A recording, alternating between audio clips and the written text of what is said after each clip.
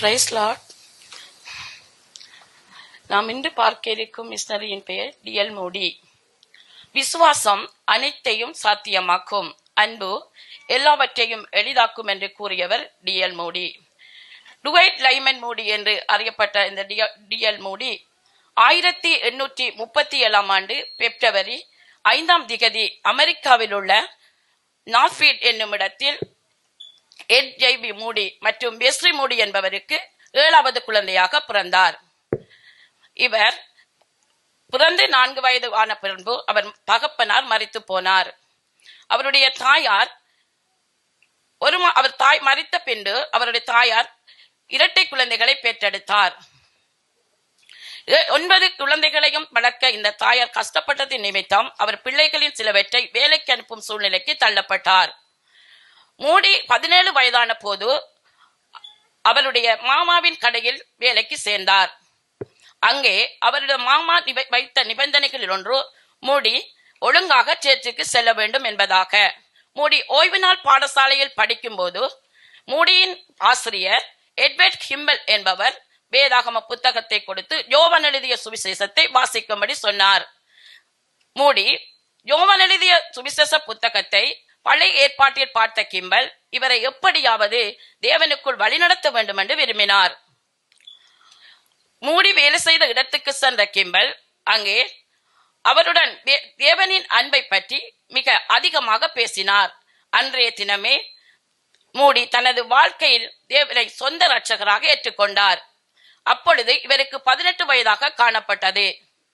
மூடி அந்த மனமாற்றம் மூடியை ஒரு சுவிசேஷனாகவும் மாற்றியது.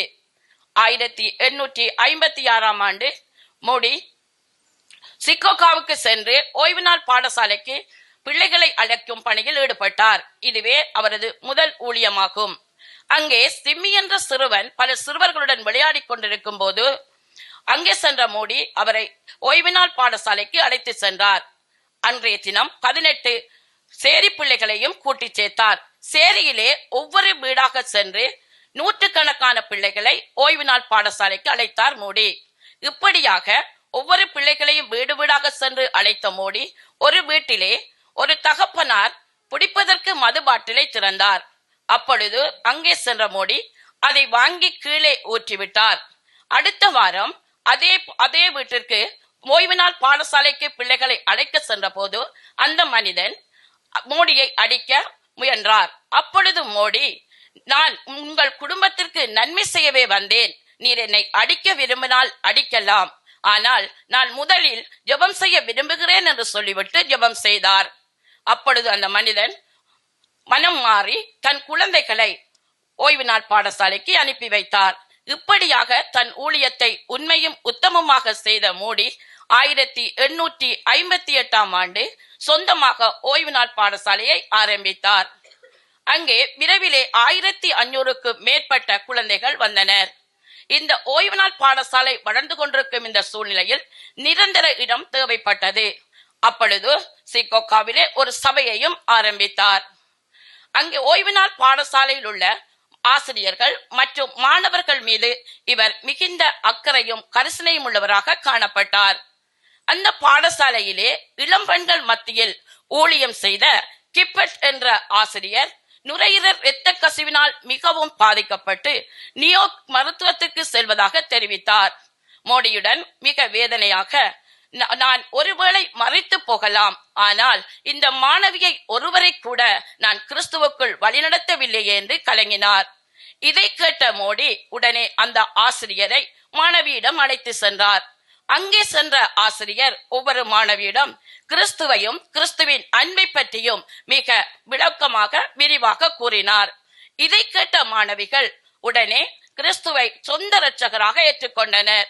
இதை பார்த்த அந்த ஆசிரியர், நான் இன்று மரித்தால் கூட சந்தோஷப்படுவேன் என்று கூறினார். மோடி வியாபாரம் செய்து பெரிய பணக்காரன் ஆக வேண்டும் என்று கனவு கண்டதை விட்டுவிட்டு முழுமையாக தேவனுக்கு ஊழியத்திற்கு அர்ப்பணித்தார். 1861 முதல் ஓயன்சியாவில் உள்ள இடத்தில் ஊழியராக பணிபுரிந்தார். 1862 ஆகஸ்ட் 28 ஏமாசிவெல் என்ற பெண்ணை திருமணம் செய்தார். முதல் முறையாக இங்கிலாந்து சென்ற மோடி கரிஸ் மோர்கவுஸ், ஜோர்ஜ் முல்லர் என்ற தேவ மனிதர்களை சந்தித்தார். அங்கே கரிஸ்மோஸ் கவுர் ஊழியம் செய்ய சிகோகா விரும்பி அங்கே வந்து சென்று, தேவன் தம்முடைய ஒரே பேரான குமாரனை விசுவாசிக்கிறவன் எவனோ அவன் கெட்டு போகாமல் நித்திய ஜீவனை அடையும்படிக்கு அவரை தந்தருளி இவ்வளவாய் இந்த உலகில் அன்பு கூர்ந்தார் என்பதை யோவான் 3:16 குறிப்பிடப்பட்டுள்ள வசனத்தை கூறி தேவன் பாவிகளை எப்படி நேசிக்கிறார் என்பதையும் விளக்கமாக கூறினார். இதை கேட்டுக்கொண்டிருந்த மோடி அன்றிலிருந்தே தேவனின் அன்பை பற்றி மிக அதிகமாக பிரசங்கிக்க தொடங்கினார். 1870 சுவிசேஷ பாடகரான சிவாங்கியை சந்தித்த மோடி சில மாதங்களுக்கு பிறகு இருவரும் சேர்ந்து ஊழியம் செய்தனர். இங்கிலாந்திலே சிவாங்கியும் மோடியும் ஒன்று சேர்ந்து ஊழியம் செய்யும் போது பெரிய எழுப்புதல் ஒன்று உண்டாயிற்று. இதில் மோடிகளின் கூட்டங்களில் ரட்சிக்கப்பட்டவர் தான் சிடி ஸ்ரெட்.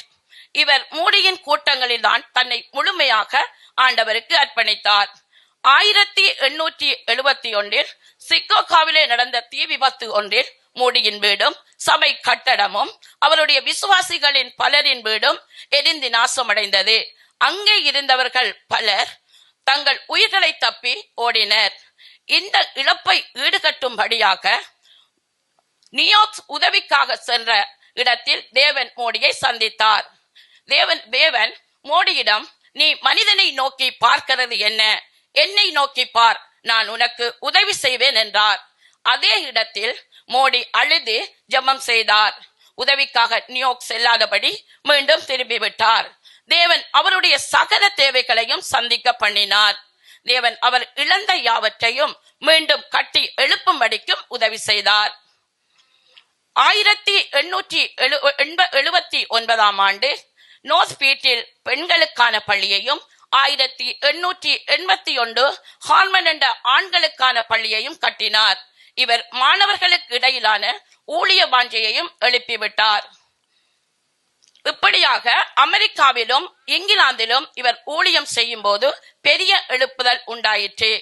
கல்லூரி மாணவர்களுக்காக 1885 நோர்த் பீட்டில் பெரிய மாநாடு நடத்தப்பட்டது.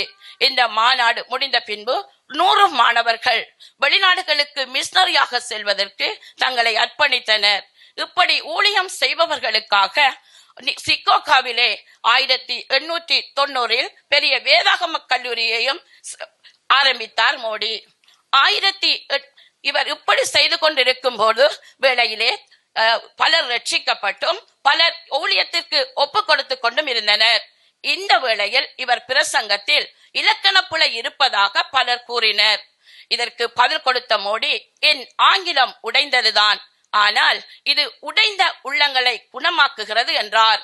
1899 நவம்பர் 16 கன்சிட்டி என்ற இடத்தில் அவருடைய செய்தியை கடைசியாக பிரசங்கித்தார் மோடி. அங்கே இருந்து நோய்வாய்ப்பட்டவராய் அவருடைய வீட்டிற்கு நோர்த் பீட்டில் என்ற வீட்டிற்கு திரும்பினார்.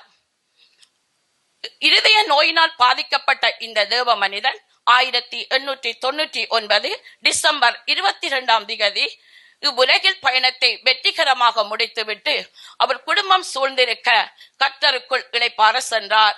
இந்த உலகத்திலே அதிகமாக பணம் சம்பாதித்து பெரிய பணக்காரன் ஆக வேண்டும் என்று ஆசைப்பட்ட மோடி அது ஒரு வெற்றி வாழ்க்கை என்பதை உணர்ந்து தேவனுக்காக அதிகமான ஆத்துமாக்களை சம்பாதித்து அவருடைய ராஜ்யத்திலே பெரிய பணக்காரரானார்.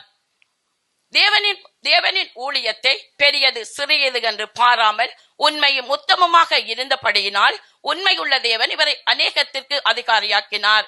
இவருக்கு கொடுக்கப்பட்ட ஊழியத்தை சந்தோஷத்தோடு முறுமுறுக்காமலும் செய்தார் இந்த தேவ மனிதன்.